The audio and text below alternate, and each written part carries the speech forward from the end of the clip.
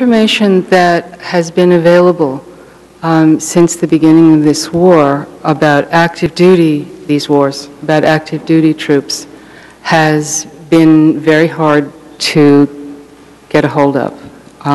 Newspaper reporters have had to file FOIA requests to find out what was happening in terms of suicides among active duty troops. When the Hartford Courant did a series of articles in May of 2006, they found, by submitting FOIA requests, they got information about several suicides. I think when CBS was trying to initiate their report, they also submitted a FOIA request to the Department of Defense, and the Department of Defense gave them some number of active duty troops, but told them that veteran suicides were just something that they weren't keeping track of. I don't know. There are specific